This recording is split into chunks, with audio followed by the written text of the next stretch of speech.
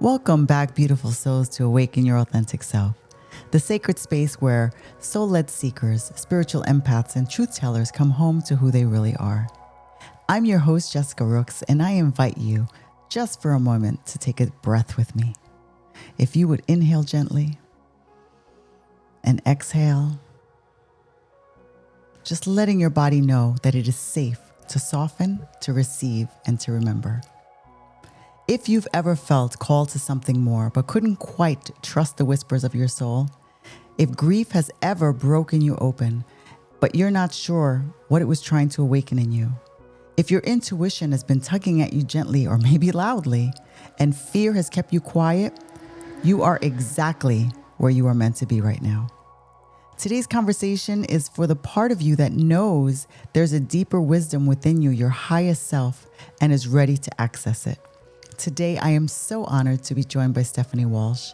Stephanie is a subconscious coach who helps people get unstuck by unlocking the answers hidden in their subconscious mind. She's a certified Jungian coach, a breath work teacher, and an energy healer.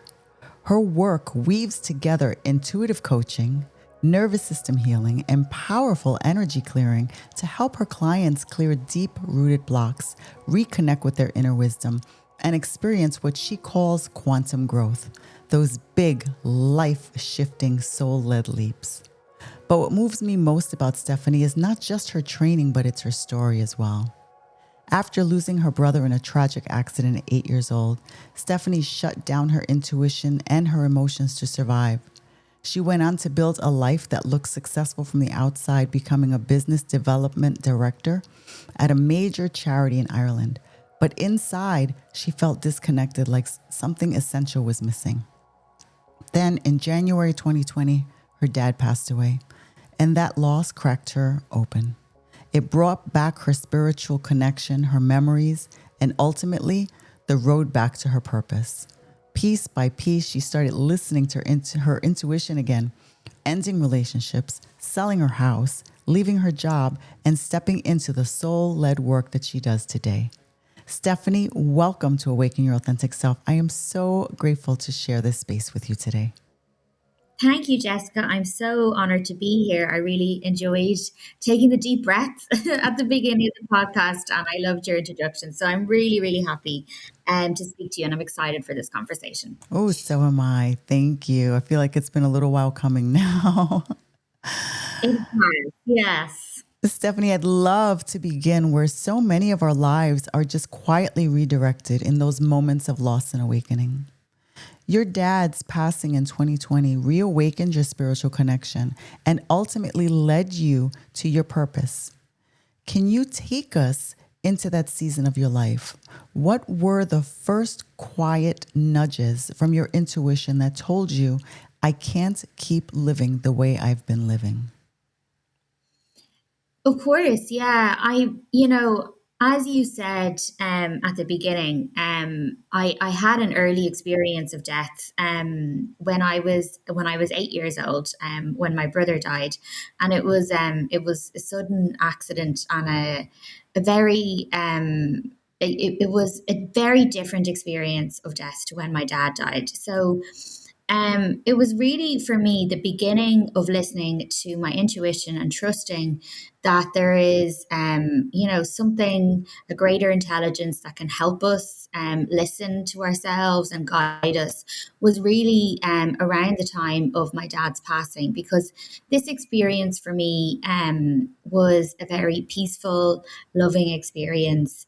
I spent just this really amazing quality time with my dad, and I really, as I experienced his death, I just knew he was in a better place, and I had this great sense of peace that I can't explain. And if anyone had said to me before, when your dad is going to die, you're going to feel this sense of peace, I would have said, absolutely not. But it was this energy that I could feel that I knew that, transcended words or anything that anyone could tell me to make me feel better. It was just this sense of peace. And I just felt my dad so strongly. with me. And so for a while, I just wanted to explore that. That was the reason. That was sort of the reason for me why I decided to explore more about myself, was really just, I want to explore about, like, where is my dad now? Can I connect with him? Can I feel more of this energy? And I truly believe by connecting with either loved ones, spirit guides, anything sort of, it doesn't matter what you believe, a source energy. I do believe as we do that and we kind of do that connection, our vibration raises. And because in order to connect, we have to change the energy we're working with. And as Albert Einstein said, you can never find the solution at the same level the problem was created. And so, in this kind of different energy, I started to have new ideas, new thoughts, and for me, that is, after exploring, going on this spiritual awakening, I started to realize, wow, life isn't as I thought it seemed. Yeah, I have been living a life by other people's version of success. I'm not sure if that's by me. I've never asked myself that question, and I guess that can be a hard phase of your life as well, a little bit disconcerting, destabilizing. However, when you kind of have the bravery to say, yeah, that's where I am, it gave me the tools to create an even better life. So really that's the beginning of was this spiritual awakening, this desire to connect with my dad, this grief that led me, this kind of really what would I guess typically be by our Western society and nearly all societies a really sad moment. And of course there's sadness with grief, absolutely.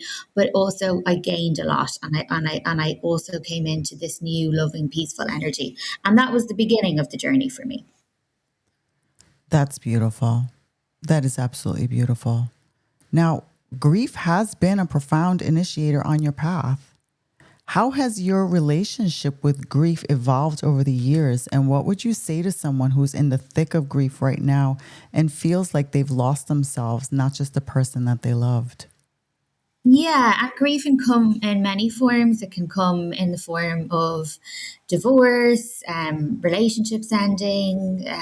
There's so many different forms of grief, loss of a job, and of course, loss of loved ones. And what I would say is, for me, I've changed my perspective of death. I truly believe that this is the temporary part of our lives, this living in this lifetime, and our souls have so much. We're eternal beings, and I think my my dad and my brother as being in the next room. And I've kind of got to increase my Wi-Fi connection, or which say, like, I raise my vibration in order to connect with them.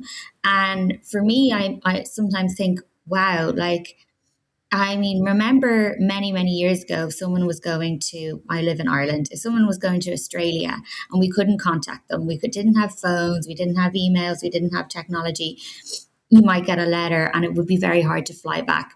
For me, death is that right now, and the technology in our earth, the vibrations, people are more and more awakening, and consciousness is rising. I feel we have this opportunity to connect with our loved ones much more. And for me, I just kind of think, yeah, it's like he's in Australia, and the connection isn't the same as him sitting in front of me and smiling and hugging. And of course, there's that loss, and I will always have that loss. But I do have a good connection, and that is how I have changed my perspective of death. And the other thing I will say is, whatever the grief is that people are experiencing, I just have this strong knowing and belief that the universe is in balance. And once you lose something, you also gain something. And like in this case, I lost my dad, I gained a new perspective. I gained so much with that. So, whatever the grief is, I truly believe that with loss comes something else that is beautiful and can help you through that grief. That's a beautiful perspective, Stephanie. I love that. And you're absolutely right, because I did the same thing after the loss of my second husband. It just kind of opened up my gifts, and I can still communicate with him as well. So, you find a way, and they're still with us from the other side. I tell people all the time, they leave the world physically, but energy only changes. It doesn't completely go away. You just have to find a way to reconnect. It's beautiful. You help people access answers hidden in their subconscious mind. In simple, practical terms, what does that actually look like in a session? Can you walk us through a specific example of how someone went from feeling stuck to having a clear soul-aligned next step? Yeah.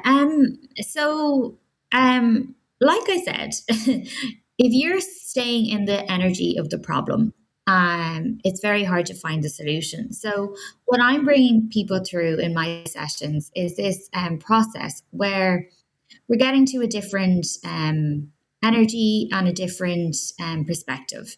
So, most of the time, I use creativity, which is really like accessing a different part of the brain where your subconscious lies and really getting people to a relaxed state. And we might use art, we might use drawing, we might use some like dialogue. And what we're doing is we're getting the client to ask the question from a different level and using something playful, like a card prompt or like art. And by doing this, new answers emerge, new perspectives emerge, and the client might be saying something, writing something, drawing something that they've never, ever, ever thought of. And from this perspective, then we're at that level, then we explore that a little bit more and we're able to create a concrete plan and action. So it's really a very simple idea. It's really just about shifting your perspective. I really feel like if you're in that loop when you're going round in circles and you're like, I'm just rehearsing the problem. It's just to break that pattern, do something different and get a different result. That's very good advice. Very good advice. Now, Stephanie, many people listening, they feel a deep knowing that they are meant for more, but they're terrified to leave the life that looks successful on the outside.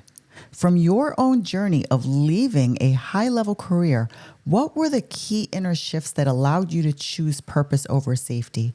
And how can someone start making those type of shifts today? Yeah, I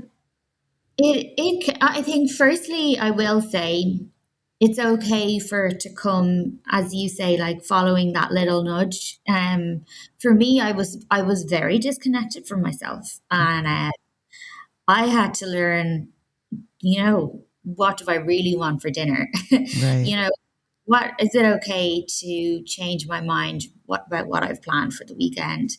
And just starting in the day to day, getting to know myself more.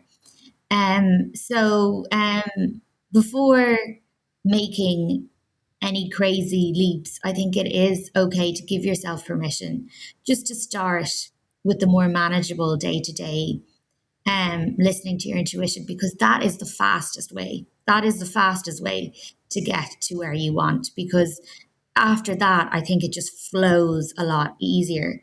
So I began that journey, as I said, after my dad died. And yeah, it led me to different relationships, different friendships, and um, all all positive. And then for me, I guess, and it may not be the case for everyone. Yeah, my career was kind of the last thing.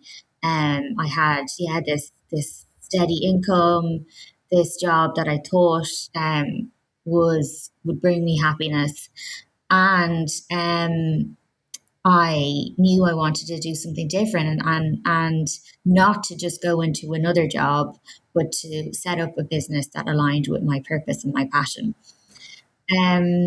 Yeah, and I I think know by that that, feeling. yeah, by by the time I handed in my notice, I will honestly say this: I had so much practice listening to my own intuition. It was actually really easy because I just knew every time I've done this, it's worked out. Every time I've done this, I've been so happy. So I had made other moves before.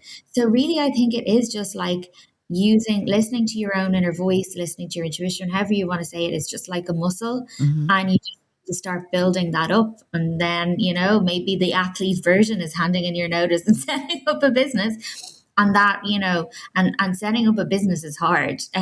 Yes. I definitely been on that roller coaster, but that time of making that decision was actually easier than I probably would have thought for many years ago if someone had told me I was going to do that. Yeah.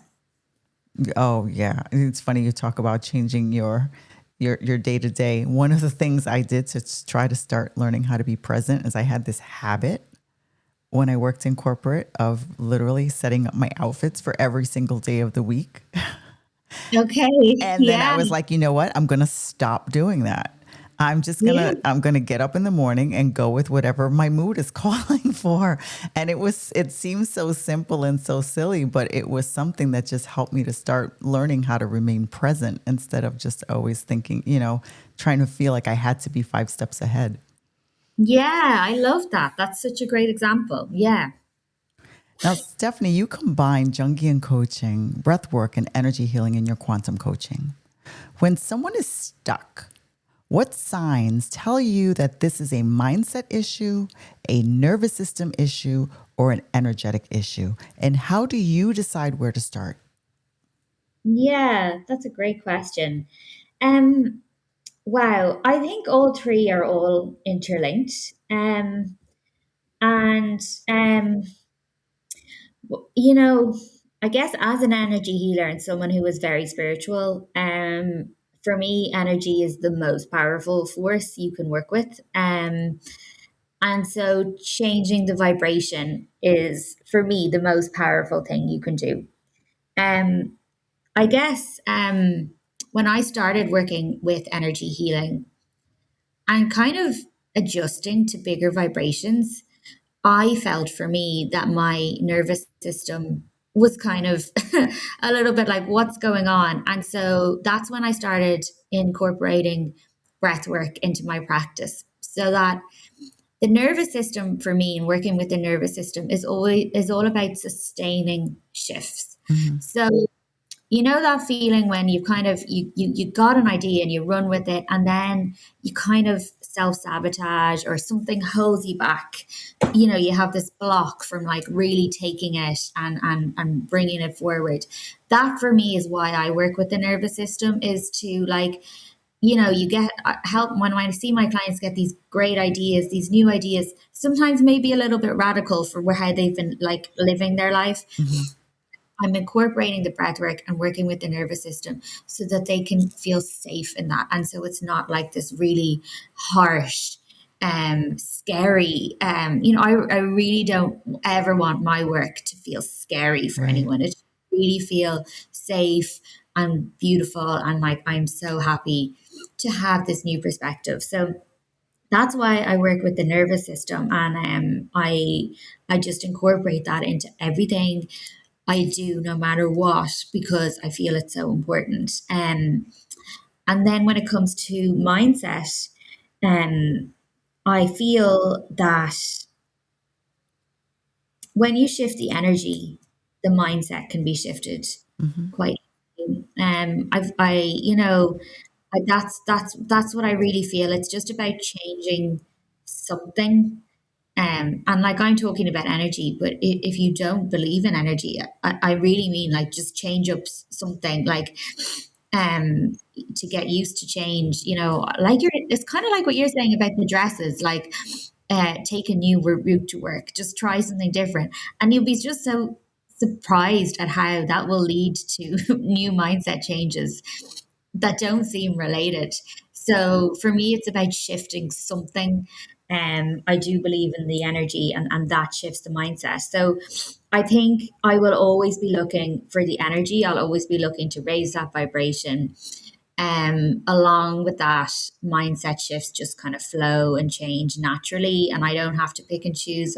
It's not up to me to direct what mindset shifts the client needs to change. That from that route, it is the client being able to lead that. And then the nervous system is about sustaining that and keeping that momentum.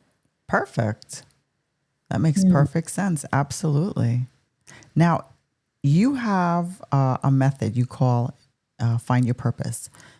In the Find Your Purpose method, you talk about life feeling hard when we ignore our intuition. What are some subtle, often overlooked red flags that someone is out of alignment with their purpose, even if they're like everything looks fine from the outside? Yeah, that's another really great question. Yeah, the signs of not being in alignment within your purpose. Um, I guess no one can see that or tell you. No one knows. Everyone's purpose is bespoke to them, and it's a contract between you and yourself. And so no one can tell you what that is. Now, I will say that when I did start to go on my path, people did later on start saying, yeah, you seem really happy. But I didn't do it for that, and that came later. So I think the signs would be, and I can really only speak about myself because it is only bespoke to each person. For me, it's just, yeah, I kind of I've got to force myself to do this. Maybe starting like beating yourself up, like I should want to do this. This should seem easier. You might be saying something like, I'm procrastinating, I feel lazy, and I was working really, really hard, as probably you were in the corporate world, but I felt like really tired. Yeah, I felt after, drained, and it's just, yeah, like this feeling of feeling like you're forcing it, like you're pushing this door that won't open, but it kind of opens. And so you start to get a little bit of feedback, like, oh, maybe that is working. Like, you start to get maybe you get a pay rise, maybe something does go well, but inside that is fleeting. That if you do feel that happiness, it goes, pretty much the next day, and you're back to feeling like, wow, this is difficult. And yeah, it's just, there's less friction. And for me, like I said, and you'll know, setting up a business is hard, but the hard is worth it. Like I'm Right. never I'm forcing. It's just, yeah, I know that this is worth it. So it's just, it's how you feel about it, really. It could be the exact same thing, the exact same problem, but you just feel better about it. Um, I say now, the difference for me the thing that feels different is before I used to always say, ugh, I have to do this. And now I get to go, yay, I get to do this. yeah, yeah. And for me as well, like finance was never a big, something I enjoyed. And I actually, I mean, I did have to teach myself and maybe do a bit of mindset work, but now I enjoy doing the finances for my business, whether it was something I really, really hated as part of my job before. So it is amazing how when you attach the meaning and the context to it, the actual task can just seem a lot easier. Yeah. Absolutely. Now, you help people create quantum growth, not just incremental change. When you look back at your own life from shutting down your intuition as a child to living your purpose now, what was one brave, uncomfortable decision that created a quantum leap for you? And how can listeners identify their own leap moment? Yeah. I decided to sell my house, and I didn't really know why. I could have stayed in my house. I was in a relationship, and that relationship ended. We were living together, but I was there on my own for a couple of years, and I just felt like I am probably going to stay stuck in this kind of place if I stay in this what seemed like, perfectly fine house. And a lot of people were kind of saying, well, why are you doing that? You know, I feel like I've heard those words recently. yeah. And yeah, so I would say that was like the most uncomfortable I felt making a decision, maybe because it was probably that first big decision. But again, I broke it down into pieces. You know, I was like, okay, so I will put it up for sale and I'll see what comes out. You know, let's see what comes. If I want to, do I get the price I want? Okay, how do I feel when I've got the, you know, and I just took it step by step. Mhm. And yeah, the quantum ripple effect is this feeling that I've done this before. My experiences, it was the right decision, even when I started doubting myself. And that just really diminishes your self doubt, that every other decision after just seems easy. And it's such, it's probably a really good question the way you phrased it. It's like that one decision, that first decision you make, makes the rest of the decisions for the rest of your life so much easier. So there probably is always that one uncomfortable decision you have to make. I love that. Well, thank you. But I definitely get it. And the way I feel like you and I have almost lived semi-aligned lives here for a minute. Oh, goodness. You mentioned testing for hidden blocks in your work. What are some of the most common subconscious blocks that you see in clients around purpose, abundance, or self-trust? And what's one powerful reframe or tool you can use to help dissolve them? Yeah. I mean, I have some like kind of standard blocks that I get people to test in my Find Your Purpose method course. And then when I work with people individually, we work on them, and it can be very bespoke to each individual. But if I was to try and find some common ones, you know, it's really linked to what we've been saying. Seeking validation from others. So I think we may think that we don't care what people think. Mm-hmm. We may think we've overcome that, but I feel like there's just so many layers to that, and there's so many different ways that we don't that we need to kind of that, you know, there's just so many layers to that external validation. Our entire world has been created by that. You know, that's what I'm kind of thinking of when I deal with clients, and I'm like, you know, who've had similar experiences like me and you, of leaving those corporate jobs.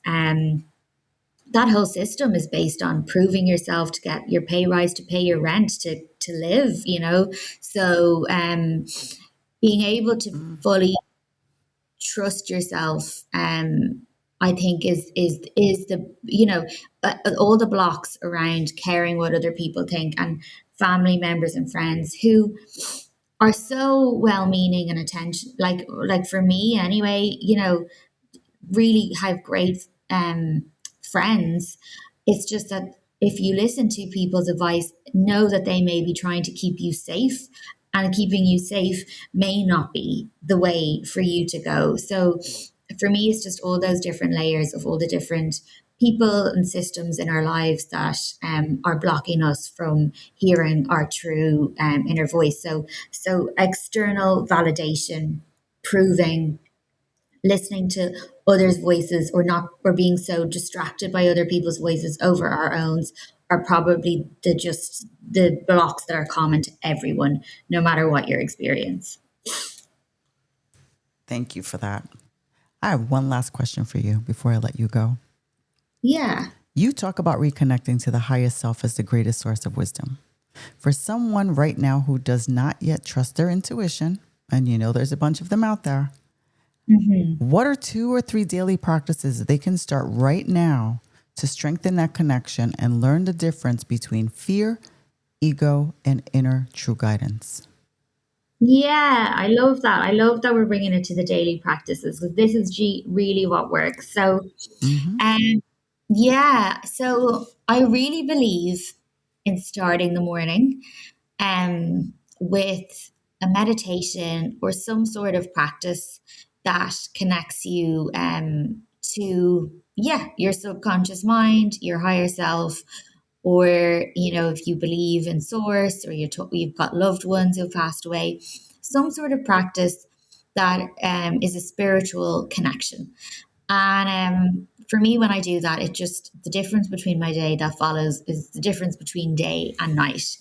Um, so there's so many meditations out there, and I think everyone can find their own meditation. And that is not. I think probably the only thing I'll say about that is when I started doing meditation, I was looking for answers. I was forcing, I want to get something out of this meditation. So it's just 10 minutes every day, every morning, with no expectation. Just the only expectation is connection. And that just shifts you for the day to come.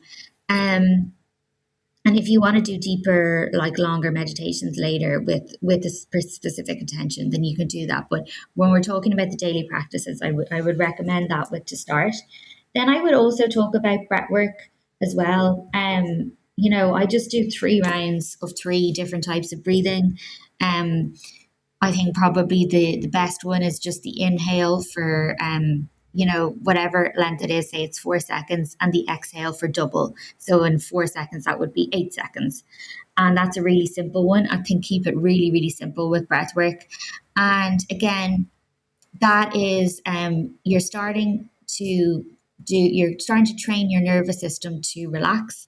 And again, by doing that, you are able to, I guess, feel safe listening to your intuition. I think we all actually, funny enough, listen to we kind of know what our intuition is saying. That's why it's a good instinct. It's actually feeling safe enough to trust it. So I think working on your nervous system, whatever way, you can look up below, you can go to saunas, you can get massage, whatever it is, working on your nervous system every day. So for me, it's breath work. It's keeping it really simple, just 3 rounds of 3 breaths. And then I would say the other, really bringing in all different aspects of my work, but the final practice would be creativity. And then again, you could do this with a little bit, I'll kind of be more intentional with this one. If you are like, you have a question for your intuition, you're not sure how you're feeling on something, what I would do is I would just take a blank piece of paper, and then I would just draw a line down the middle, vertically. And on one side, I would have, this is my ego self. And on the other side, I would have, this is my higher self. And then from the ego side, I would ask a question to my higher self. And then because the page is divided into 2, it just works with like changing from that left to right brain. And then for my higher self, I would write the answer, and I would just kind of channel, let it flow, first thing that comes to my mind. And then from the ego self, I would ask a question, but and I'd have this dialogue. So any kind of creativity is just really great for connecting with your intuition. But that's a little bit of a kind of more specific practice that you can use if you're really stuck and you're wanting to get to a solution. Perfect. Thank you, Stephanie. That is awesome advice for everyone, including myself. I like that little chart. I may try that one. Add that one to my morning routine. Yeah. Absolutely. Well, Stephanie, thank you, truly. Thank you for the tenderness of your story, for the honesty about the places that hurt, and for the grounded, practical ways that you've shown us that we can reconnect with our own highest self. I feel that so many hearts listening right now are just exhaling, realizing that they're not broken. They're just being invited back to themselves. So Stephanie, from my heart to yours, thank you for the work that you're doing in the world and for sharing your light with us today. Thank you so much. And thank you for the work you do. And that's so beautifully put about this. Nothing wrong with anyone, that we're just finding a way back to ourselves. Absolutely. Well, where can listeners connect with you? Yeah, so you can visit my website, www.unlockyourhighestself.ie. And then I'm also on Instagram, Stephanie Walsh Official. So you can find me on my website, and my Instagram will also link to my website as well. Perfect. Thank you. I will have all those links in the show's notes. Now, to everyone tuning in, if something in Stephanie's journey Whether it be her grief, her courage to leave a life that looked right, her devotion to helping others find their purpose resonated with you, honor that. That resonance is your soul speaking. Take a moment after this episode to place a hand on your heart, breathe, and ask, what is one small loving step my highest self is inviting me to take today? If this conversation supported you, I invite you to follow the show, share the episode with someone who needs it, and keep returning to this sacred space. This community exists so you don't have to walk your awakening alone. Beautiful listener, remember, your authenticity is not a flaw to fix. It is your greatest power. Until next time, take gentle care of your soul.